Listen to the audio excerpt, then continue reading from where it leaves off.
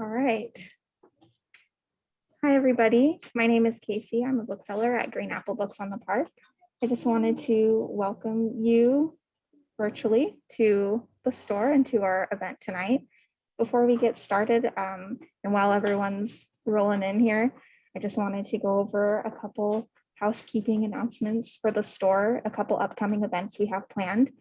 For those of you in the Bay, we're going to be hosting our first in-person event this Friday, June 25th, with local author Jenny Bittner in celebration of her recent novel, Here is a Game We Could Play. She will be joined by Lisa Gray and Dominic Lim. And for those who cannot make it, we will also be broadcasting it online via Zoom. And again, that's this Friday. We also have an event, a virtual event planned on Saturday, the 26th. We'll be hosting an online event with Heino Falca, where he will discuss his book, Light in the Darkness, Black Holes, the Universe, and Us, with Kate Green. And then next Tuesday, the 29th, Rivka Gauchin will join us to talk about her new novel, Everyone Knows Your Mother is a Witch, along with Paul Lafarge. And our full calendar of events is on our website at greenapplebooks.com, as well as Zoom links and all the information that you need about times, in-person stuff when that starts happening more again. And also many of our events are recorded and posted to our YouTube channel, which is just Green Apple Books on YouTube. So with all of that said, I'm very excited to welcome Jonathan Lee tonight in celebration of his recent book, The Great Mistake, a novel that explores the life and mysterious murder of New York figure Andrew Haswell Green. Jonathan Lee is an internationally best-selling author, editor, and screenwriter living in New York. His last novel, High Dive, was selected as a book of the year by the New York Times, the San Francisco Chronicle, the Wall Street Journal, and other publications. Until today, he has been the editor-in-chief at the indie publisher Catapult, and now he will be moving on to be the editorial director at Bloomsbury. So congratulations. And and joining Jonathan tonight is Megha Majumdar, author of the New York Times bestselling novel and editor's choice, A Burning. Born and raised in India, she moved to the US to attend Harvard University and studied social anthropology in graduate school at Johns Hopkins University. Now based in New York City, she is an editor at Catapult. And by the way, we have signed copies of The Great Mistake available on our website at greenapplebooks.com. Just note that you'd like a signed copy in the comments. And you could also pre-order a paperback copy of A Burning, which comes out next week. And with all of that said, Megha and Jonathan, thank you both for being here with us this evening, and I'll hand it over to you. Thank you so much, Casey. Hi, everybody. Thank you so much for coming. I love Jonathan's book, The Great Mistake. It introduced me to a figure I didn't really know much about, but learned from reading this book that he was a really central figure in the history of New York, Andrew Haswell Green. The book reintroduced me to New York, even though I read it while I was here in Brooklyn. It's so funny, it's so sly, there's mystery, it's so lively, there's a stunning revelation at the end, which I will say nothing about. And there's something really gentle and mournful here too, which I really loved and which I keep thinking about. And for everybody watching who might not know, I'm going to embarrass Jonathan and say that he has been a mentor to me for many, many years. And it's very special to chat with him about his own brilliant writing. Jonathan, would you like to introduce the book in your own words and do a reading to get us started? Thanks, Megha, and thanks everyone at Green Apple. I think you did a much better introduction than I can, but yeah, this is The Great Mistake is just out from Knopf. It's my novel about a real 19th century civic leader who ended up being murdered on Park Avenue at the age of 83 in kind of mysterious circumstances. After creating modern New York, really, Andrew Haswell Green was this person who, without him, there would be no Central Park, no Metropolitan Museum of Art, no New York Public Library, maybe no merger of Manhattan with Brooklyn into a single city. He was one of the greatest creators of public space in the history of any city, I think. Yeah, he's been entirely forgotten, which is surprising. And his only real memorial is this stone bench in Central Park covered in pigeon poop that I just happened to discover in the summer of 2012. And when I read the inscription calling him the father of Greater New York and creative genius of Central Park, I got really curious, and that curiosity has led me here to having this book in my hands. I'll just I think readings on Zoom can be like a little awkward, but I'll just read the first couple of paragraphs, and that will maybe give you a sense of the story. And it mentions the bench that I found. The story starts kind of where it started for me. The last attempt on the life of Andrew Haswell Green took place on Park Avenue in 1903. News of his murder filled the front page of the New York Times. Father of Greater New York shot in front of his home. The motive was offstage, unaccounted for. Speculation filled the Herald, the Tribune, the Sun. Some writers got excited by the victim's fame or the 5 shots fired. Others stared straight-faced at the date of his death, Friday, November 13th.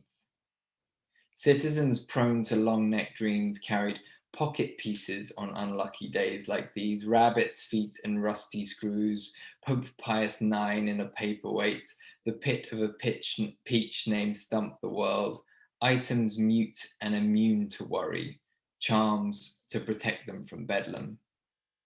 But at the age of 83, Andrew had no time for fetishes.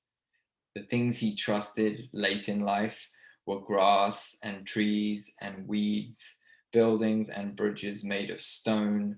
And after his absurd ending had faded from the news, a marble bench was erected in his name in Central Park. This small memorial can still be found overlooking the open greenery of Fort Fish. On Tuesday mornings, a person with cleaning supplies arrives to remove last week's bird shit with a brush. On Andrew's fateful final morning, as the New York Times would describe it, he woke early and spent a long time preparing to move. Then he descended 16 stairs with care and sat down at his table of Massachusetts maple under an electric-only chandelier. Park Avenue was waking beyond the window. Dust rose and fell behind passing carts. Wheels creaked as they carried Friday loads across the cobbles. Coffee made with 36 beans was best. This was his conclusion after decades of private research, and he sipped steadily from his favorite cup, painted the yellow of elm leaves in fall, until Mrs. Bray came in with breakfast. How did you sleep? She asked. Like the dead, he said. They shared the smile they always shared, then lifted knives and forks. Thank you. So you saw that bench, you learned the name of Andrew Haswell Green. How did you realize there's a novel here? I think I don't know how it is for you, Megha. I'd love to hear, but I feel like whether there's a novel in something or not sort of creeps up on me relatively slowly. I think my first instinct was just a sort of curiosity as a citizen, like someone who recently arrived in New York, which you can probably relate to having experienced as well. I think Central Park wasn't new to me, but like I was walking in Central Park a lot at that time. It was before I had kids. I had some time on my hands to walk. And I just sort of, when I saw that big statement, that sort of inscription on the marble bench calling him the father of New York, I just figured he was someone that everyone else knew about, and that I should cover my ignorance by taking my phone out and opening a new window and looking into his life. And it was one of the first things I found, one of the few things I found, was that he'd been murdered on Park Avenue at the age of 83 in this kind of case of mistaken identity. And that got me really curious, and within a few months I figured out that the New York Historical Society Library had some boxes of his diaries and letters, and that was kind of the next phase. Wow, that's incredible. And I love that, you know, I'm a newcomer to New York. You are a newcomer to New York, or you were at some point. Andrew Haswell Green definitely was. He grew up on a farm in Massachusetts. And so, what was the process of writing New York? What was the process of seeing this past New York for this book as somebody who was also being introduced to it in your daily life? Yeah, it's funny to look back on that because, you know, now I've been in New York for 10 years, but that really was my, I guess, my first full summer in New York City. And I feel like, you know, write what you know is advice that one hears often, but I've always found that writing what I want to know is a satisfying task, because it kind of allows my curiosity to sort of drive me forward, and I hope some of that sense of discovery comes about in the book. And I think that even in the most autobiographical novels, that probably holds true. In the best of them, because people are trying to discover things about themselves or their family or their roots, or, you know, parts of themselves that they've suppressed perhaps. But finding out about New York sort of through his eyes, when I did finally get hold of those boxes of diaries and letters and sort of blow the dust off them and put on the special gloves, was a strangely sort of tactile experience, you know, being able to dive into his words and also see that no one had checked out those boxes for really a number of years was really exciting. But it was also a strange experience because I was learning about this sort of ghost version of New York, I guess, because I could go and spend, you know, a lot of time at the New York Public Library, you know, which is one of the institutions that he effectively created, and I could go to Central Park, which, you know, he was the guy who implemented the design for Central Park and made it a reality over, you know, 10 or 12 years. But every time, you know, I was seeing a version that was different to the version that he would have seen more than 100 years before, and even different to the version you would have seen if you were there the day before. You know, the light on the brickwork would have been different, the sound of the trees would have been different. So I found myself relying on texts a lot, you know, reading his diaries and letters and reading newspaper accounts from the time. And I guess like books for me are often made of other books and other words, and that's kind of how it went down. He created all of these huge civic institutions, and yet there's this sense, I think there's this line in this book which goes, might our private loneliness, our most crushing inner fears, push us outward at times into greater public good. And it makes you wonder if the creation of these big civic projects came from profound private sorrow in this person's life. Can you talk about writing that aspect of that great aspect of innermost life, longing, love that was perhaps unfulfilled in this person's life? Yeah, I think that's a really good way of describing the book, at least as I understand it. And I think it is possible for a book to be kind of mysterious to the person who writes it. But I think I realized like a couple of years in that I was sort of writing a kind of missed love story, a story of missed love.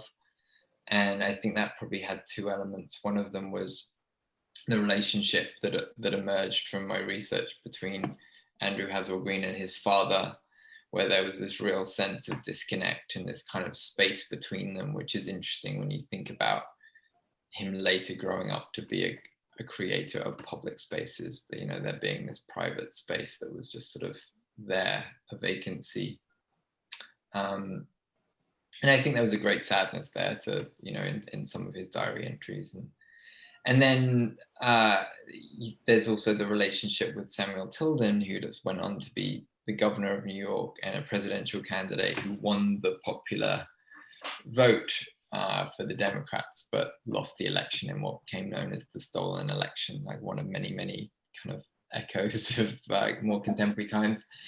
And it was kind of clear that in some sense, Andrew and Samuel was sort of the loves of each other's lives, and there were like lots of rumors at the time, and they were sort of described in the parlance of the time as confirmed bachelors, and they were always sort of being teased for never marrying and always hanging out together. And it was said that Samuel Tilden might have won the presidential election if only he'd had a wife and a child at his side.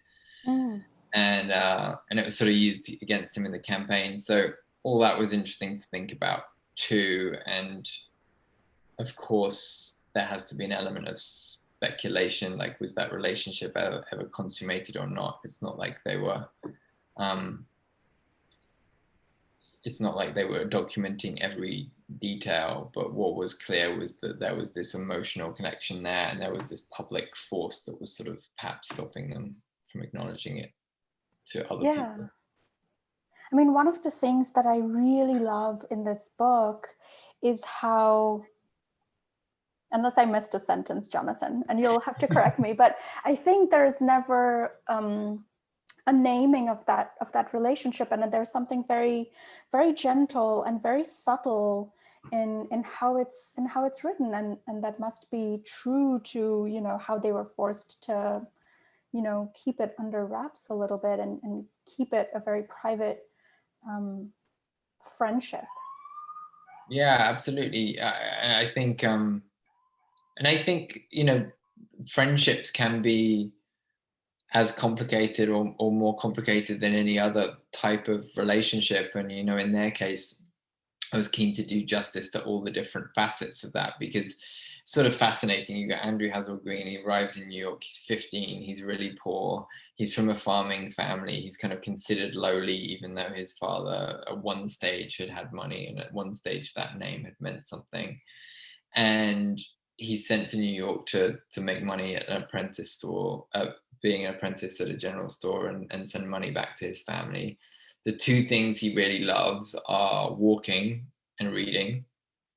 The latter took a while because he needed spectacles to read. And he found that in New York, he couldn't really afford to do either of them, because all the libraries were private libraries that had fees that he couldn't afford to pay. And all of the safe places to walk at the time, you know, in the 1830s or whatever, were private pleasure gardens that had huge ticket prices on them. So it's interesting to think about whether he would have gone on to create the New York Public Library and Central Park had he not been trying to make the city better welcoming to people like him in the future. And Samuel Tilden is sort of, you know, a big part of, it was a connection that made that happen, and like maybe exploited Andrew in some ways at some points in his life. And, you know, Samuel, I think, could be like quite a selfish, showy character compared to Andrew.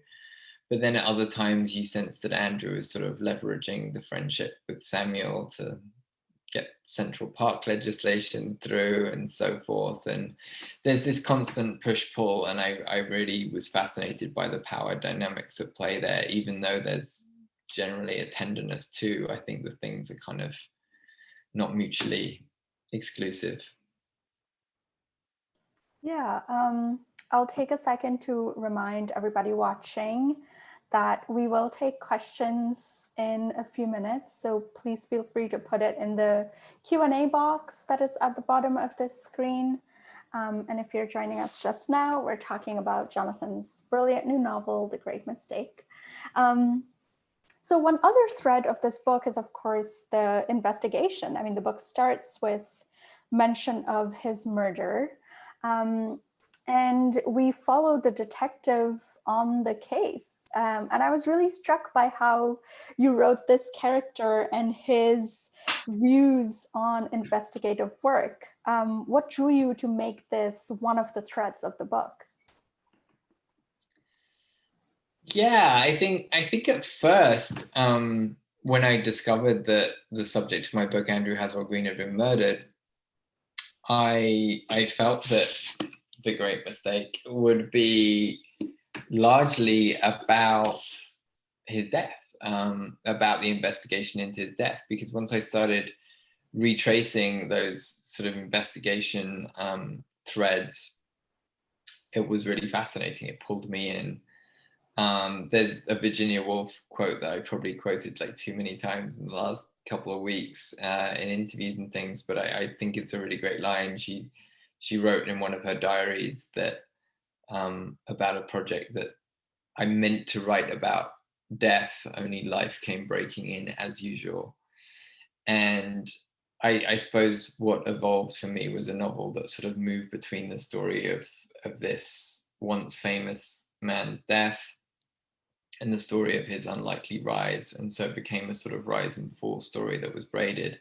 And Inspector McCluskey was the real inspector who was tasked with solving the murder case and wrapping it up in a nice, clean fashion that wouldn't bring any shame on people like the President of the United States, who, you know, had connections with Green.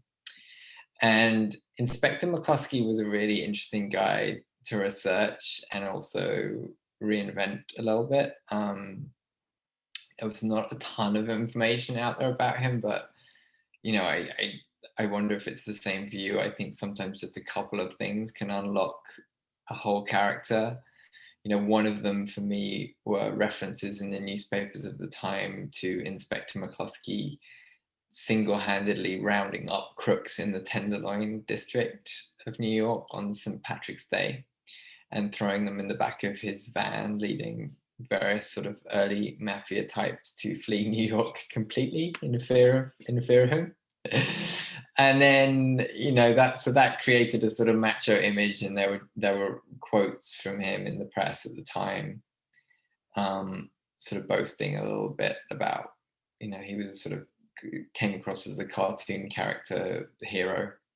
And another was a small newspaper reference to him being an elephant sympathizer, which also, you know, makes its way into the novel, because he had stood up for Topsy the elephant, you know, who was this Coney Island circus elephant that kind of went wild because it should have been wild, and was executed by electrocution in Coney Island in front of the public in 1903, the same year as the protagonist of my novel is killed. And as you know, like, sometimes you just need a couple of details like that seem in opposition in order to create a character in your mind. You know, he's brutal to crooks, but he's nice to elephants, and that's interesting. That's interesting to think about. I love that. I loved reading about the elephant. That was really cool. One thing that I love is how funny this book is. I didn't know it would be so, and it has this like dry humor, which I think is very much your humor, but it's so funny. How did you find the register for writing this book, which does hold so much sorrow and mourning within it? It does hold so many private frustrations. It does hold so much yearning. But at the same time, the way in which you write about the city is so lively. And there are often observations which are just so funny. How did you do it, Jonathan? Thank you. That's very kind. I think what I have discovered in writing and in life is that when I think I'm being funny, it's not very funny, but that I am often accidentally funny. So I have tried to make happy spaces for those accidents to occur on the page. You know, I like to write within a mixture of tones. Like, I sometimes feel that there's a sort of staidness to some literary fiction, like a sort of resistance to ebullience or something. You know, I like a sense of overflow in certain moments, in the ways that life can overflow into the comic, even when you know you're supposed to not be giggling. You know, I remember this is very off point, I apologize, but you know, I remember going to an event at school, like when I was like 13 or something, at my high school, secondary school, and a priest who was kind of connected with the school had died, and there was this sort of, it was the first time I'd been to a funeral, and we were all sad, but we were also confused in our sadness and awkward, and you know, it was just an atmosphere to it, and we knew it was about death, and we knew that death was big, and we knew that it was supposed to be serious, and we felt serious. And the priest had sort of been involved with this charity that like gave sweets and stuff to kids, and like we'd helped out with that sometimes as kids, and one of the chocolate bars was called a boost, and one of the priests delivered this beautiful eulogy where, without meaning to be funny at all, he said like when kids were down, he was always around to give them a boost. And we all just started giggling, like the whole room started giggling. And you just can't separate sometimes those different feelings, and they're closer to each other than people think, I think. You know, crying and laughter. And I wanted to capture some of the different tones in the book, and I also found them in some of the absurd little newspaper clippings. You know, I wanted to find ways to build the factness of the fiction and the fictionness of some of the facts I found into the book itself. You know, the fact that the newspaper reports that I quote early in the book can't even agree on the weather. That just seemed interesting to me, and inherently a little comic, but also just true to life. Yeah. So you've written historical fiction before, and I know you spoke about how the constraints of facts is something that you enjoy working with. But can I ask you, what do you think historical fiction holds for you that fiction about the present might not? I think I'm right now, as a writer, just purely on a craft level, I think I'm attracted to stories that offer a framework of established fact that I can try and disappear in and find spaces within. And I love the framework of fact and learning about a subject and a person and a place. But also I love the fact that the gaps between the facts can be as big or bigger than the facts themselves, and that sort of leads you to, allows you space to sort of lean in, maybe where the biographer would have to lean out and put a footnote explaining the absence of something. Like, as a novelist, I feel like you can lean in and imagine some of that material. What I sometimes pretentiously called informed imaginings, in case anyone thinks I'm just completely just making things up for the fun of it. But I also think there's just something interesting for me in forgotten histories. And I think there's sometimes nothing so invisible as the recent past. And maybe you know, with my last book, I was writing about the year 1984. High Dive was about an attempted assassination of Margaret Thatcher by the IRA. That was certainly the recent past, but maybe like 1903 kind of counts in the grand scheme of things as the recent past too. And it's fascinating that there is this guy, Andrew Haswell Green, who doesn't have a huge monument dedicated to him in New York, but created so much of it, and was murdered in extraordinary circumstances and then kind of fell into forgetting. And of course, there are people who are you know, pushed aside by history all the time, sometimes in much graver ways and for graver reasons. But it's just interesting to me that you could be, in some ways, like posterity controls everything, and it's just so pitiless sometimes, and that interests me. Yeah. Speaking of craft questions, I wonder if you feel like you've written several books. Do you feel like you have a different craft ambition for each book? Was there a specific ambition in terms of your craft that you had for this book? I think I certainly wanted to. I think in this book, I wanted to find ways to integrate historical texts and unexpected little nuggets of information from different places and like make them into the very fabric of the book. And it was also the first time that I'd been really dealing with like this treasure trove of primary documents. Like a lot of my research last time for High Dive was secondary. This was a sort of like, I suppose, an attempt to create or recapture a voice, the voice of the protagonist, Andrew Haswell Green, even though it's in the third person, you know, it's in the close third person, it's quite elastic.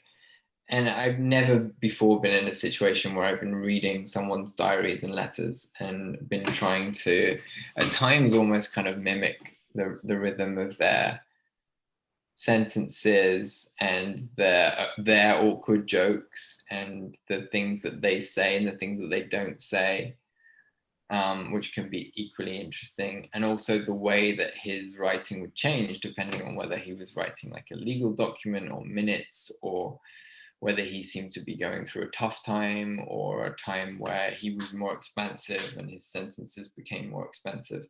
So that became a writing task that was actually difficult, but was really fun, because I think I get quite restless as a writer, and in a way this is maybe my most restless book.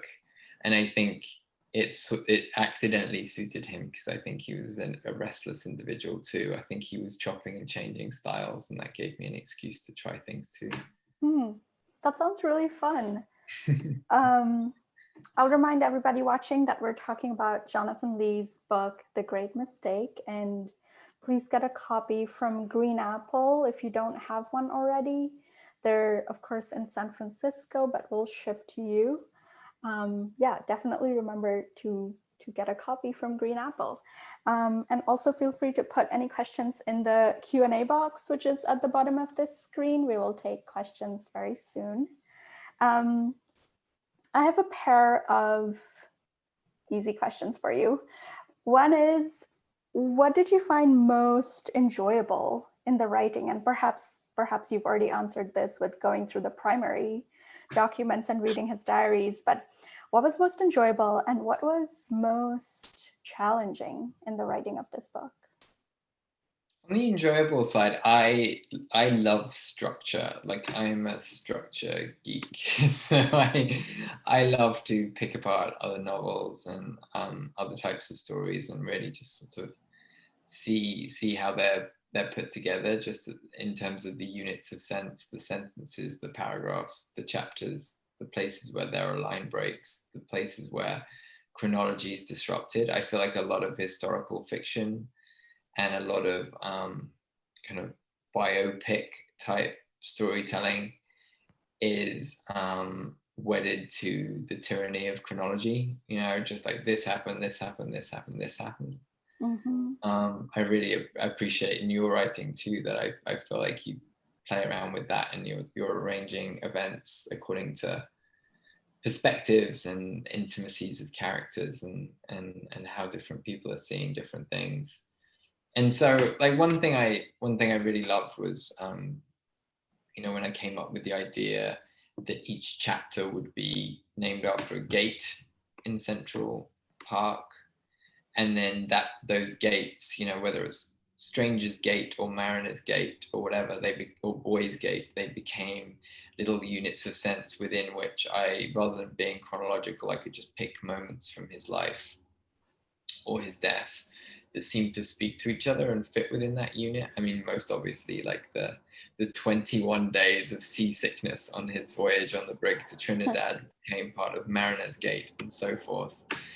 And, you know, like everything in the book, I wanted it to suit Green's life and death. And it felt to me that, you know, when he finished implementing the design for Central Park, he there was this one more thing to consider, which was the entrances. And rich New Yorkers wanted grand ornate gates with engravings named after successful citizens, and it was Green, the subject of my novel, who instead wanted these low sandstone openings with names such as Stranger's Gate, you know, symbolizing an accessible city refuge for everyone. So that was a cool thing. What was the hardest thing? Well, the research was a nightmare, you know. It was interesting, but you know, it left me sort of desperate. I almost had affairs with so many other novels along the way, because the thought of just like something light and contemporary and that wouldn't require so much research was always drawing on me. I was just like, could she give up on this novel and do this other one? You know, felt like that for almost 10 years. But yeah, it was difficult because I felt like it wasn't just set in one year. It wasn't about mastering just the year 1903. It's like different moments from his 83 years on Earth. You know, the city was changing so much at that time. I felt like I had to figure out what New York in 1830 was like, what it was like in 45, what it was like in 60, what it was like in the 1880s and 90s. But one breakthrough with that was kind of departing from secondary research a little bit and reading a lot of newspapers from the day. That was really useful. The New York Times archive is amazing. You know, you can set a scene in a specific day of a specific year, and you can read the newspaper for that day or the day before. And I would read it back to front because I was less interested in what was on the front page than the little things in the margins, which was cool. Huh. That is so cool. And you also, I mean, you mentioned Trinidad, which was a part of the book that surprised me. I didn't know the book would go there. But there is a trip to Trinidad that Andrew Haswell Green makes. How important did you feel that I think he spent a year thereabouts? How important was that experience in his life, and what was it like realizing, well, now you had to read about Trinidad too? A nightmare. Yeah, you know, I really debated Trinidad, because I mean there are some big moments from his days that aren't dramatized in the book. I think in early drafts, you know, the book was much longer, and there were big scenes around the opening of the Metropolitan Museum of Art and like dramatizing his role in the creation, and similarly with the New York Public Library. And it took a while to realize that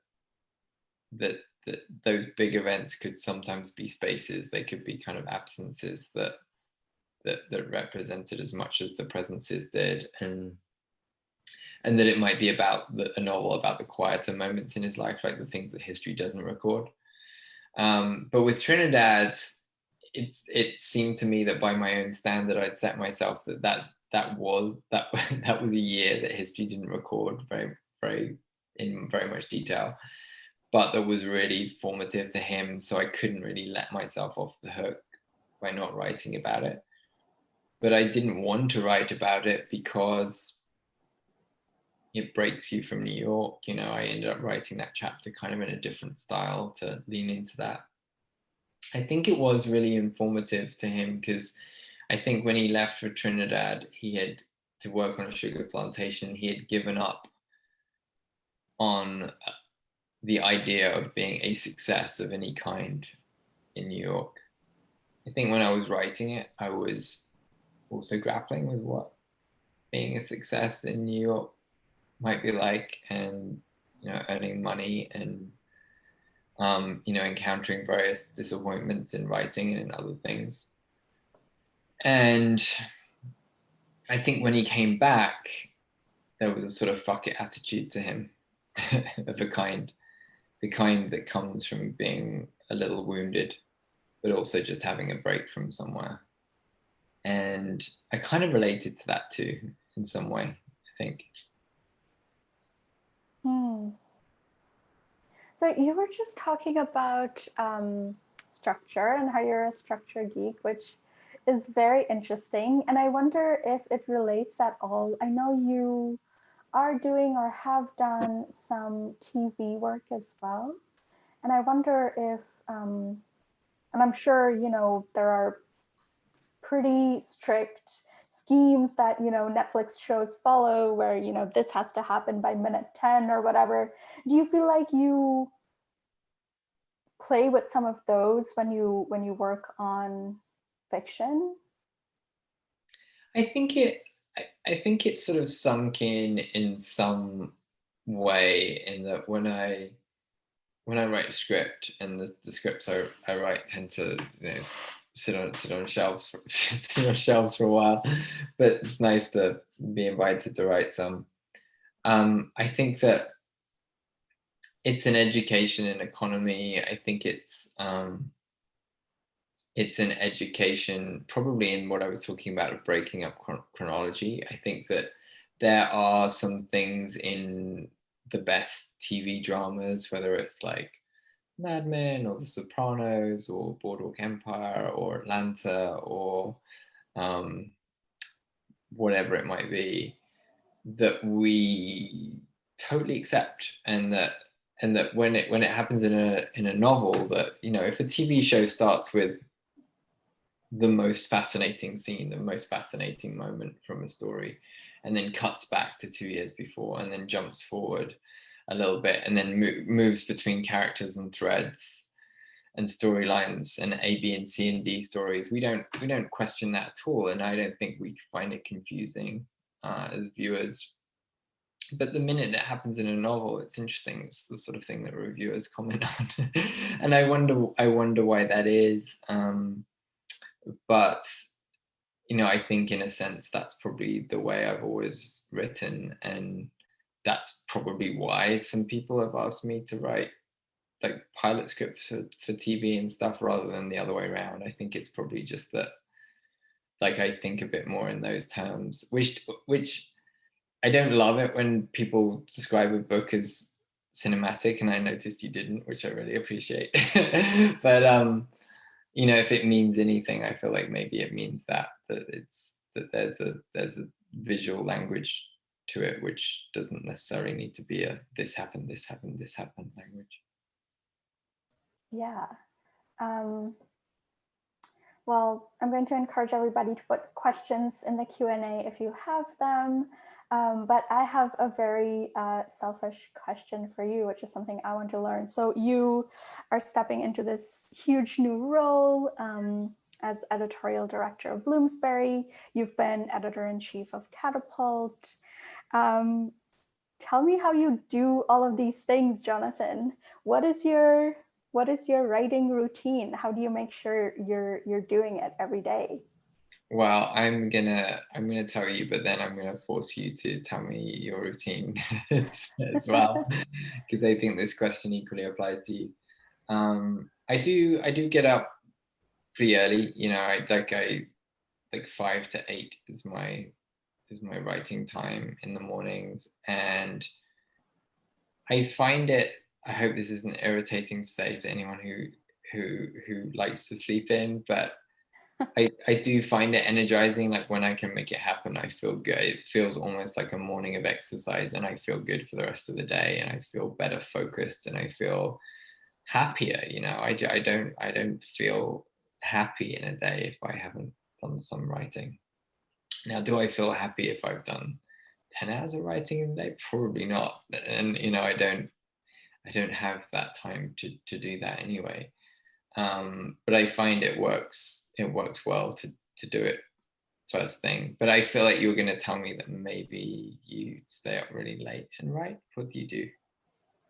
No, I think I've been flipping between wondering which I should do, and then I end up doing neither. And you know, there are just weeks where I feel like, well, I'm going to try waking up at 5 and doing this, and then there are days where I think, you know, maybe I should just stay up late. But then I don't like putting writing off until the last thing in the day, when there is such a temptation to just watch something on Netflix instead. And it's very, very easy to simply do that. but yeah, I think I've really missed having the chance to go to coffee shops and libraries and things like that over the past year, and having the collapse of spaces where, you know, I do everything at home has been pretty weird. I would have thought that it would free up 45 minutes of commute time on both ends of the day, but somehow that time has disappeared. It does. It tends to just disappear, doesn't it? I think that I think it's especially hard. I don't know if you feel the same when you're trying to get into a new story. I think that once you have a Word document and some characters, and you sort of know what story you want to tell, and you have some words down on the page, stolen minutes can slowly accumulate into a whole book. But getting that momentum at the beginning, I think, can be really tough if you don't have a chunk of time. And also sometimes I feel like I need like a reading residency, you know, instead of a writing residency. I feel like what I need is to just, you know, spend 3 months just reading books that might pertain to what I want to write, and just fill up again before I can write something. But do you do that too? Like, do you, with a burning, with a particular text that you felt like you needed to gather and like read really closely before you could even write, or was it more about drawing on experiences and thoughts? I think that book came more from just following the news, Mm. and really reading the news out of India all the time. Yeah, but I do understand that wish to have a reading residency, because I feel like it's funny because we work in editorial, but part of what I struggle with is creating time to really sink into a book. I feel like sometimes in reading, I have this inclination to understand what the author is doing, and then, you know, see what I can learn from them, and then let the book go, which is terrible. But I wish I had time to really sink into each book. Mm. Yeah, it's funny, isn't it? You can sort of end up picking apart text exactly to try and peer behind the curtain, and then it becomes a game of like, oh, I've seen how this works. I've seen the clockwork. Yeah, I mean, I found with The Great Mistake that it was a really good excuse to be reading a lot of nonfiction. And yeah, I think I'd already read The Power Broker, for example, the Robert Caro book, but going through books like that again with, you know, someone else in mind, like in my case, like, you know, thinking about Andrew Haswell Green, who has been described as a kind of 19th century Robert Moses, was really fascinating, you know, thinking of different ways of telling the story, and thinking about the differences too, because I mean, someone like Robert Moses has been very much remembered, and not just because of Kara's book. I think that the book is wonderful. I think he's sort of been remembered partly because he was his own best publicist, and he was always had one eye on posterity and on being remembered. And there was a lot of ego in the game. And as Cara shows, like not always a lot of empathy for others.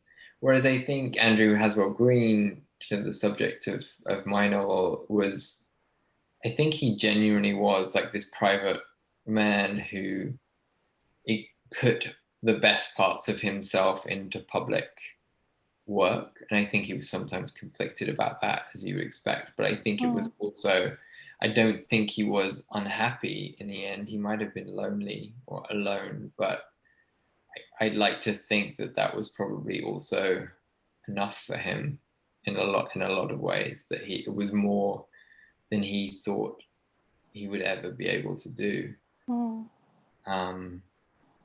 And maybe he trusted that posterity would take care of itself and he would be remembered in 2021. But aside from the occasional person who comes across his memorial bench covered in bird shit, he has not been remembered really. Well, now he's being talked about thanks to you, which is... Yeah, I don't know what he would think about that. I mean, he might have been really enjoying his peace and quiet. Well, I have a couple final questions and then I think we can wrap up. One is very quickly, is there a book you would like to recommend, something that you've read and loved recently? And the second is, and you don't have to share anything if you don't want to, but can we ask for a sneak peek at what you're working on next? Thank you. Yeah. I would say, well, a couple of books I've been thinking about recently, like partly when I was writing this piece for the New York Times that came out the weekend about historical fiction, and I think we're going through a really exciting time for historical fiction now. One book I thought about was Margaret the First, which was a catapult book that I revisited recently, edited by the great Pat Strong, and it's about, as you know, I think probably Margaret Cavendish, the sort of shy and gifted and wildly unconventional 17th century Duchess, and she wrote volumes of poems and philosophy and feminist plays and like utopian science fiction, and at the time of being a writer was not really an option for a woman. And I think Daniel Dutton really captures her life in these really restlessly inventive ways that I really appreciate. I also I reread a book that I think maybe I'd given up on at some point. I don't know if you read it, the Michael Ondaatje book, Coming Through Slaughter. I haven't read it, no. I guess The English Patient remains the one that most people have read, but Coming Through Slaughter is amazing. It's a fictionalized version of the life of this New Orleans jazz pioneer, Buddy Bolden, and it's so inventive, and it takes so many risks in its sort of jazz-like repetitions and rephrasings and all these things that bring to mind Bolden's music, which history hasn't recorded, interestingly, but Ondaatje does, which is very cool. And what can I say about the next thing? I will say that I'm kind of toying with one non-fiction project. And maybe that kind of makes sense because I feel like I've moved as a writer more and more towards non-fiction, even though this is a novel too. It's a sort of blend. And then I'm also working on intermittently on a novel that is about a relationship and is told in a very compressed amount of time. Very tantalizing, Jonathan. I love that. I love reading a lot of nonfiction, and I love that you are considering it and thinking about it.